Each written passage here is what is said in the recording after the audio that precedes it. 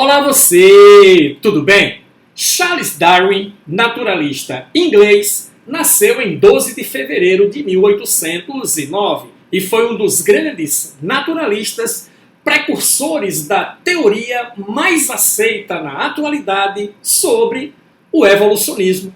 É o assunto da nossa aula de hoje. Eu sou o professor Billy Paul, do canal de Ciências Biológicas e Autodesenvolvimento. E após a vinheta, teoria de Darwin, darwinismo, seleção natural, especialmente para você. Vamos lá?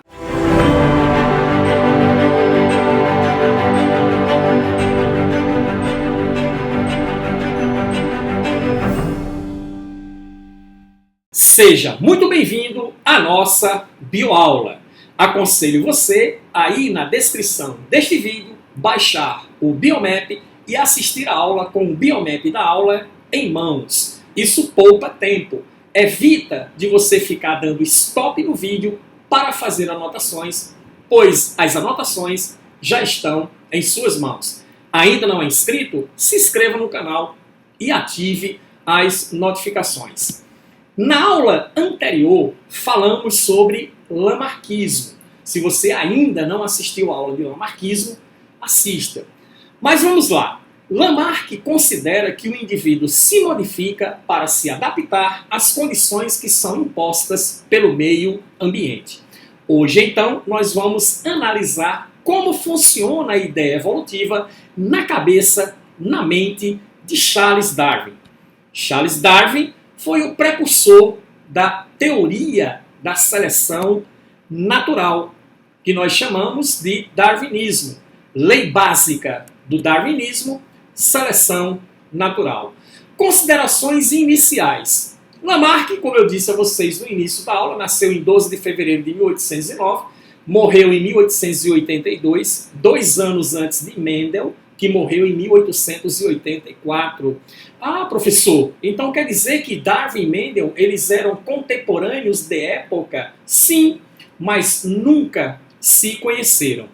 Charles Darwin era naturalista e teólogo. Vamos conversar um pouco sobre a vida de Charles Darwin. Inicialmente, ele estudou medicina em Cambridge, mas abandonou o curso na metade, pois ele não aguentava assistir às cirurgias que na época eram feitas sem anestesia. O curso de medicina, na verdade, foi por influência de seu pai, já que o seu pai ele era médico. Mas ele não se deu muito bem com o curso, principalmente na parte cirúrgica, desistiu e resolveu fazer curso de História Natural. Paralelamente ao curso de História Natural, Darwin também cursou Teologia, por influência de sua esposa, que era uma religiosa muito dedicada, muito devocionada ao cristianismo, que forçava, inclusive, Charles Darwin a frequentar a igreja. Entendido? Então, ele pensou, para conhecer melhor esse Deus que era pregado na igreja ao qual ele frequentava, ele resolveu, então, fazer curso de teologia. Ao terminar a sua faculdade, ele foi contratado pelo governo inglês para fazer uma viagem pelo mundo, passando por diversos continentes, para mapear a fauna e a flora desses continentes, principalmente das Ilhas Galápagos, já que a Inglaterra tinha interesse nas Ilhas Galápagos. A viagem foi feita a bordo do HMS Beagle, do governo inglês. Isso aconteceu por volta de 1831. Em 1832, Darwin passou pelo Rio de Janeiro e passou por Salvador, aqui no Brasil. E aí, algumas coisas chamaram a atenção de Darwin nessa passagem pelo Rio de Janeiro, nessa passagem por Salvador. Não sei se foi bem um almoço ou se foi um jantar, onde foi servido a Charles Darwin um prato feito com ema. Quando ele viu a ema, ele ficou tão impressionado com o animal, porque a semelhança que ele tinha com o avestruz era muito grande. E aí, ele esqueceu muito a questão do prato em si e começou a analisar a anatomia do animal, comparando com uma ave que ele conhecia razoavelmente bem, que era o avestruz. E ele ficou com uma ideia encasquetando na cabeça, puxa, mas será que tem alguma relação desta ave com o avestruz que eu conheço? E passou. Chegando em Salvador, visitando o museu, ele conheceu o Milodonte, que é um fóssil da Patagônia. Mas ele considerou que o fóssil era muito parecido com um animal conhecido, que era o bicho preguiça. E aí ele pensou, puxa, será que não tem alguma relação? E passou. Continuando sua viagem, passou por outros continentes, por outros países, até que chegou nas Ilhas Galápagos, um arquipélago de ilhas. E lá no arquipélago, quando ele desceu no arquipélago, ele viu os jabutis. E chamou muito a atenção dois tipos básicos de jabutis, que tinham uma carapaça um pouco mais arredondada e pescoço curto, e um outro que tinha uma carapaça um pouco mais longa, com o pescoço alongado. Tá? Mas ele viu grandes semelhanças entre os dois, pequenas diferenças clássicas entre os dois animais. E ele começou aquela ideia, né? Repassou na cabeça dele a ideia da ema, a ideia do Milodonte, a ideia desses jabutis. Poxa, será que não tem alguma relação? Quando ele chegou a analisar outras espécies nas ilhas, ele encontrou os tentilhões, que hoje são conhecidos como os tentilhões de Darwin. Os tentilhões, eles eram muito parecidos entre si. Ele catalogou cerca de 7 espécies vivas e cerca de 7 espécies fossilizadas. Mas, embora de espécies diferentes, as aves eram muito semelhantes entre si, diferenciando-se basicamente pelo formato do bico. E aí ele começou a pensar, puxa, será que não tem alguma relação isso? Tá? E aí ele começou a analisar de forma mais aprofundada o porquê dessas diferenças em relação ao bico das diferentes aves, dos diferentes tipos de tentilhões. E aí ele percebeu que havia um tentilhão que tinha um bico fino e longo, que se alimentava de larvas de inseto que eram colocados em buracos no tronco das árvores, que eram furados por pica-pau. Ele conseguia enfiar o seu bico fino e pegar a larva para se alimentar. Um outro tipo de ave, muito parecido com esse tentilhão, tinha um bico curto e grosso e se alimentava de sementes duras. Usava esse bico mais largo, mais grossinho, para quebrar as sementes e comer o miolo. Darwin, então, percebeu que existia uma relação entre o formato do bico e o hábito alimentar da ave. Ele percebeu que aquele bico era, na verdade, uma adaptação ao tipo de alimento disponível na ilha. E ao trocar as aves de habitat, ele percebia que as aves voltavam para os seus habitats nas ilhas, o habitat natural. Ele percebia que a ave de bico longo e fino, por exemplo, não se adaptava muito bem à ilha, onde a predominância eram de aves de bico curto e grosso e vice-versa. Elas voltavam para os habitats originais. Então ele pensou, poxa, tem que existir uma relação entre esse formato do bico e o hábito alimentar de cada ave. É uma questão de adaptação. Muito bem.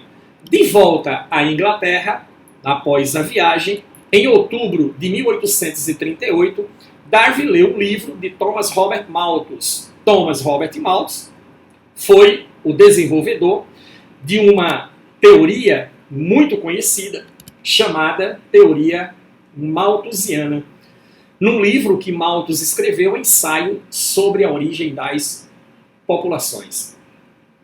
Você já deve ter ouvido falar na teoria malthusiana. Foi um estudo desenvolvido por Malthus na Europa, onde ele chegou à conclusão de que os alimentos crescem na natureza numa progressão aritmética e as populações crescem na natureza numa progressão geométrica. Quando Darwin leu sobre isso, ele pensou, poxa, se os alimentos crescem em pA e as populações crescem em pG, a natureza não tem condições de garantir as demandas das populações. O que então as populações fazem? Elas entram em competição entre si. Ora, se não tem para todo mundo e todo mundo quer, os indivíduos competem para garantir o seu. Quando a farinha é pouca, meu pirão primeiro. E aí Darwin viu que existia uma competitividade entre os indivíduos para a garantia de sobrevivência. E aí foi quando ele teve um estalo e pensou, não é que o indivíduo se modifica para adaptar. O indivíduo tem que já ser adaptado. E o meio ambiente apenas faz a seleção. Então o processo, na verdade, é um processo que envolve seleção natural e reprodução diferencial. E aí Qual foi a consideração de Charles Darwin para definir essa situação? Primeiro, eu tenho que ter uma modificação no ambiente. É verdade, o ambiente precisa se modificar para exercer nas espécies a pressão seletiva. Lamarck também preveu isso. Assista a aula de Lamarck para que você possa comparar de maneira competente as duas ideias. A modificação no ambiente, tá, fazendo então a pressão seletiva, leva a uma necessidade de adaptação. Os seres vivos precisam se adaptar. Lamarck também considerou isso. E, além do mais, Lamarck foi o primeiro a considerar a necessidade dos seres vivos de se adaptar às condições impostas pelo meio ambiente. Só que Lamarck disse o quê? Tem uma modificação no ambiente, a modificação no ambiente leva a uma necessidade de adaptação. Para adaptar, o indivíduo se modifica. Darwin pensou diferente, não. Ninguém se modifica para se adaptar à condição imposta pelo meio ambiente. O que ocorre, na verdade, é o indivíduo já é modificado. O meio apenas seleciona. O processo é seleção natural. E é essa seleção natural que garante a evolução. Não sei se você percebeu a diferença clássica entre a ideia de Lamarck e a ideia de Darwin. Lembre-se disso. Como Lamarck considera conclusão de Darwin? Para Darwin, o indivíduo não se modifica para se adaptar às condições impostas pelo meio ambiente. O ambiente seleciona aquele que tem a modificação favorável. Para Lamarck, o indivíduo modifica para adaptar. Para Darwin, o indivíduo já é modificado, o meio faz a seleção. Entendeu a diferença entre os dois conceitos, entre as duas ideias? São completamente distintos. Lembre-se disso. Os experimentos que Darwin fez com pombos também o ajudaram na formulação da sua teoria. E aí, Darwin volta para a Inglaterra em 1838, lê o livro de Thomas Robert Malthus, considera a teoria malthusiana, tem aquele estalo, poxa, o processo é um processo seletivo, o tempo passou. 20 anos depois, estava Darwin com toda a ideia de evolução com base na seleção natural nas mãos, um livro praticamente escrito e pensando, publico, não publico, falo sobre isso, não falo. E aí, o que aconteceu depois? Ok, após 20 anos, 1858, Darwin está em sua casa, que ele morava num bosque, próximo de uma floresta muito legal, que tinham várias trilhas, onde ele percorria essas trilhas com uma filha que ele tinha, que morreu de uma doença rara. Tá? Ele recebe, então, um manuscrito de Alfred Russel Wallace. Tá certo ou não? Onde, nesse manuscrito, Wallace descrevia uma teoria evolutiva.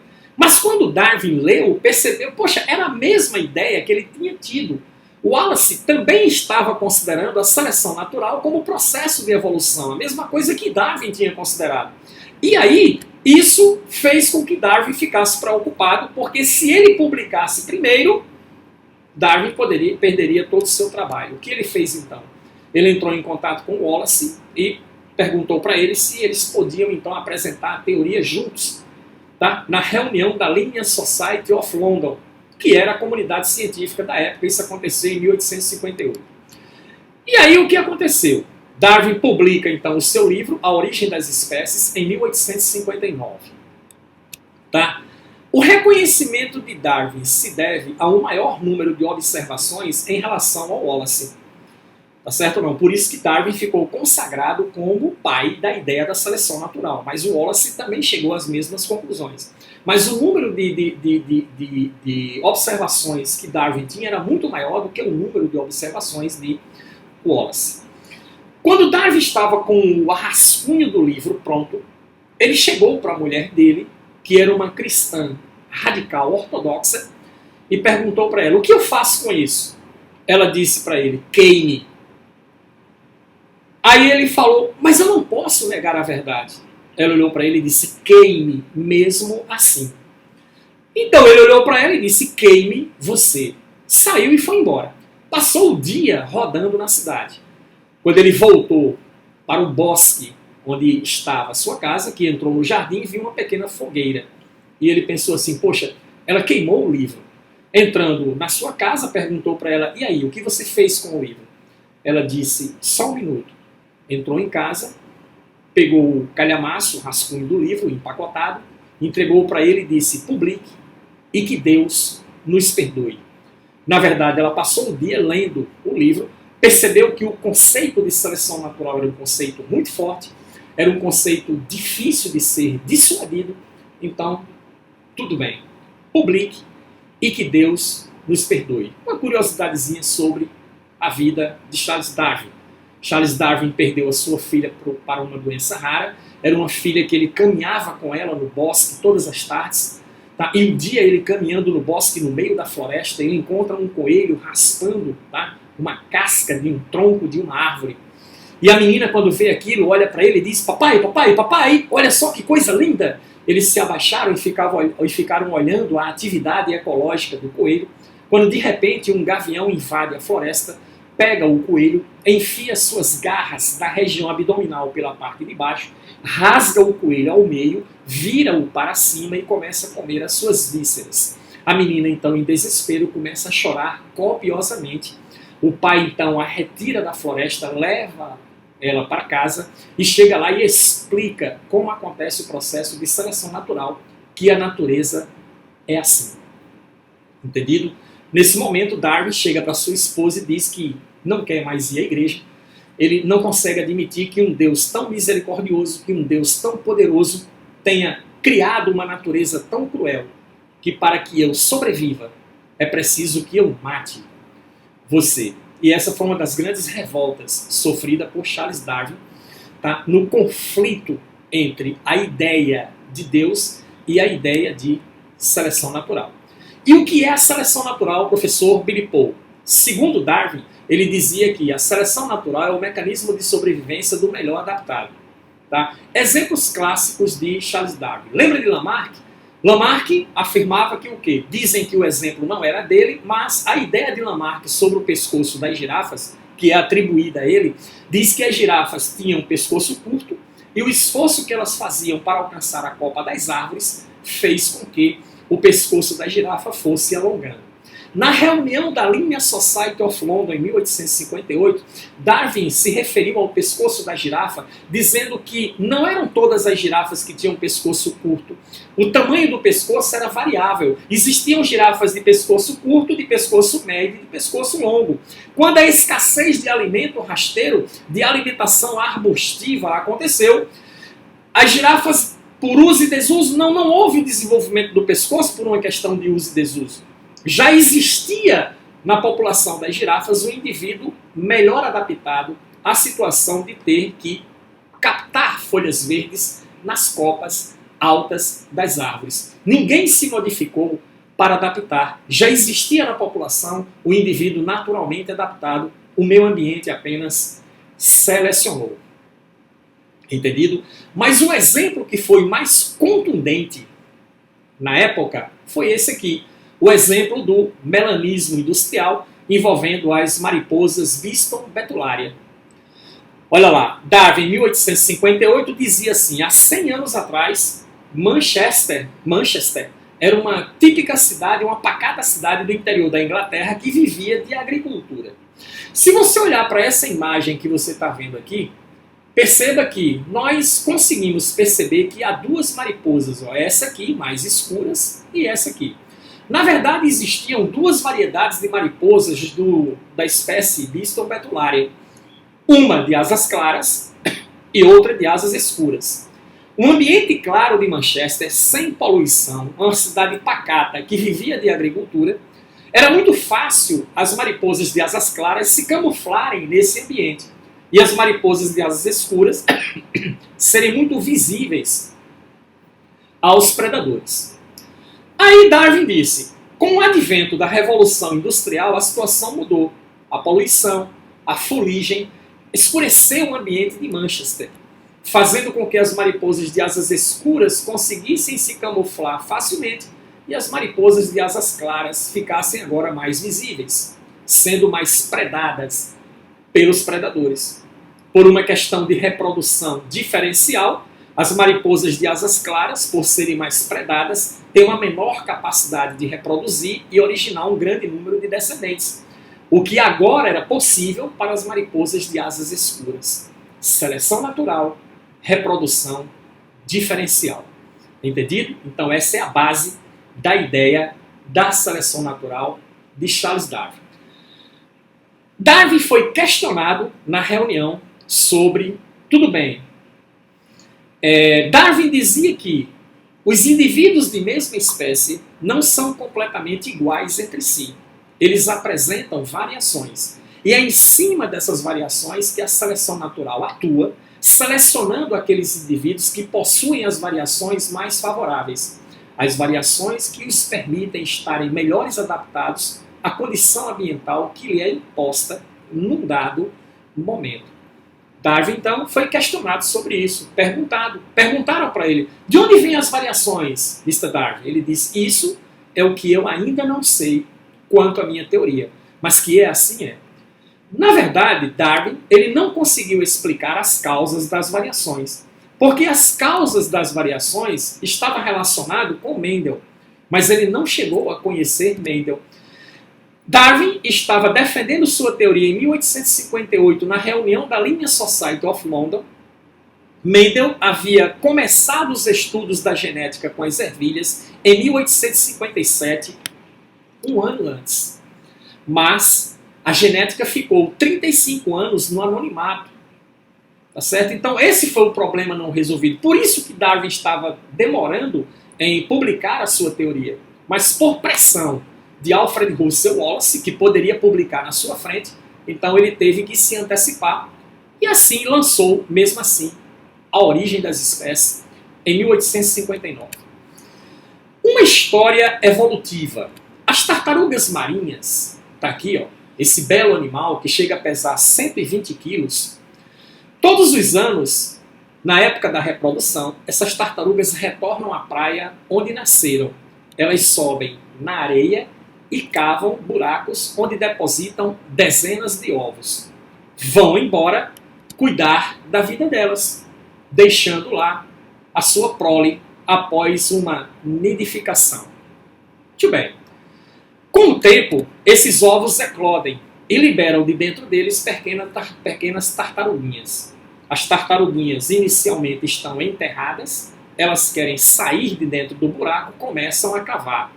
Muitas dessas tartarugas cavam em todas as direções e se enterram cada vez mais. Algumas poucas conseguem perceber algumas nuances sobre o ambiente onde estão, cavando para o lado certo. E o que é o lado certo? Para cima. E então conseguem sair, brotar debaixo da terra. E aí, o que acontece? A partir do momento que elas nascem, no início da manhã, tá? Começam uma corrida frenética em direção à praia, o que para você é apenas dezenas de passos, para tartaruguinhas pequenininhas é uma distância imensa. Mas elas então saem pela areia ao amanhecer, porque o sol é mais frio, e vão embora em direção à praia para seguirem o seu destino. Pelo meio do caminho, podem se encontrar com certos predadores, caranguejos, com certas fragatas, ou então com certas gaivotas que estão voando pela praia em busca de alimento. Mas algumas poucas tartaruguinhas, dessa grande dimensão de tartarugas quando eclodem, chegam na água.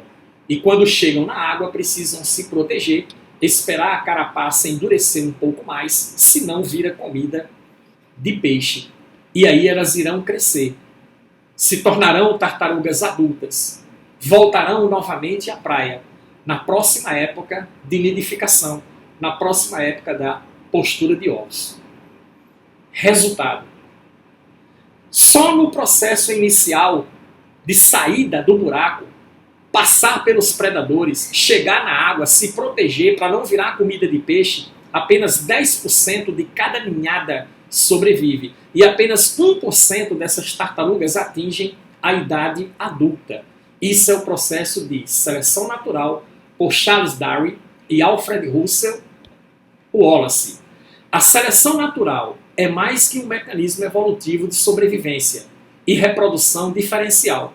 Ela seleciona os mais aptos a sobreviverem em um determinado ambiente, mediante a pressão seletiva que esse ambiente exerce. Vamos conversar um pouco mais sobre isso? Vamos! Darwin escreve então o seu livro A Origem das Espécies em 1859 e afirma que o ambiente impõe situações diferentes. Isso é o que nós denominamos de pressão seletiva. Os indivíduos que possuam variações favoráveis sobrevivem, os demais morrem. Quando a pressão seletiva ocorre, o indivíduo não vai se modificar para adaptar, como dizia Lamarck. O indivíduo já é modificado. O meio apenas seleciona os indivíduos que possuem a característica adaptativa, desseleciona os indivíduos que não possuem a característica adaptativa. Os sobreviventes passam as características adaptativas aos indivíduos filhos, reprodução diferencial, e assim a espécie evolui de forma adaptativa dentro do ambiente onde ela está inserida. Não é a sobrevivência do mais forte, é a sobrevivência do melhor adaptado. Quais as chances desse nosso amigo gafanhoto aqui sobreviver nesse ambiente? Um ambiente onde o predador é verde e onde a vegetação é verde. E um gafanhoto de cor amarela que chama muito a atenção. Ele é muito predado. Morrem muitos devido a essa predação e deixam menos descendentes porque eles têm uma menor capacidade de reproduzir. E aí a prevalência são exatamente dos gafanhotos que conseguem, que apresentam a cor específica do meio ambiente onde ele está, consequentemente a cor verde. Então favorece em termos ambientais. Beleza? Reprodução versus seleção natural. A reprodução é um mecanismo poderosíssimo quanto ao processo de seleção. Estou falando de reprodução sexuada.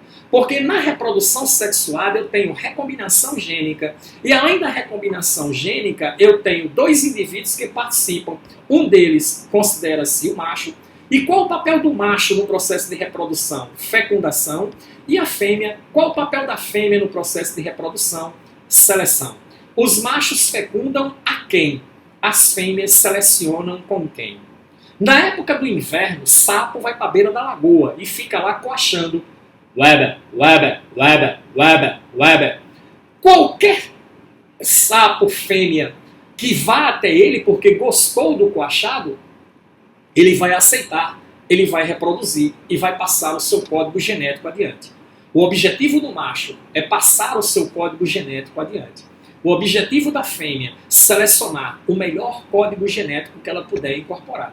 Vamos analisar na nossa espécie. Você libera cerca de 300 a 400 milhões de espermatozoides por ejaculação. Quantos óvulos você tem para fecundar? Apenas um. Óvulo é uma célula cara. Espermatozoide é uma célula barata. Então está no DNA feminino. Não dê o seu óvulo para qualquer um fecundar. Escolha quem vai fecundar. É um processo clássico de seleção natural. E a fêmea seleciona baseado no comportamento de corte. Chama-se seleção sexual. Ok? Vamos ver outro exemplo. Leões. O leão lá, ele demarca território. Para conquistar o amor de sua leoa, ele tem que ser dono de muitas terras. Por quê, professor? Porque a leoa é quem caça, é quem traz a comida para casa. Então, um leão que tem território, que é um líder no seu bando, entendido? Ele tem mais chances de manter a família que ele irá produzir com a fêmea em questão. Entendido? Mas acontece, às vezes, de um leão desgarrado, adolescente, jovem e viril, cheio de testosterona, a fim de reproduzir, invade o território ocupado, encontra com o leão dono desse território, ambos se degladeiam e o leão mais jovem vence, por ser mais jovem, por ser mais forte, por ser mais vigoroso. Ele destruiu então a genética paternal daquele meio ambiente na organização social dos leões. Persegue então os seus filhotes, mata todos eles e logo após copula com todas as fêmeas disponíveis para preservar o seu código genético. E ele copula 17 horas ininterrupta. Entendido ou não? Em termos evolutivos, ele destruiu a genética predominante, destruiu a prole que tinha uma genética, digamos, menos adaptada naquele ambiente e fecundou as fêmeas para preservar a genética melhor. Assim a natureza funciona. Um vagalume O macho, os vagalumes reproduzem nas noites sem lua. O macho fica emitindo, então, aquela frequência luminosa através do seu abdômen. E aí ele tem que piscar na frequência correta, ele tem que ter a cor, tem que emitir a cor correta, a luminosidade correta, para que a fêmea se torne suscetível ao acasalamento. Um pavão abre um lecão de penas e fica rebolando para a fêmea: olha como eu sou bonito, olha como eu sou bonito, olha como eu sou bonito. Então tudo isso são os comportamentos de corte desenvolvidos pelos machos para tornarem as fêmeas suscetíveis ao acasalamento. Então os machos querem passar o seu código genético adiante, mas as fêmeas selecionam então os melhores machos para essa reprodução. E assim a natureza ao longo do tempo vai aperfeiçoando o patrimônio genético das espécies. Isto é a seleção natural por Charles Darwin e Alfred Russel Wallace. Não esqueça de ir na descrição do vídeo baixar o Bioese com os exercícios para que você possa praticar o conteúdo estudado. Aprendeu? Inscreva-se no canal. Próxima aula, Neodarwinismo e Teoria Sintética da Evolução. Nos encontramos lá. Bons estudos. Tchau.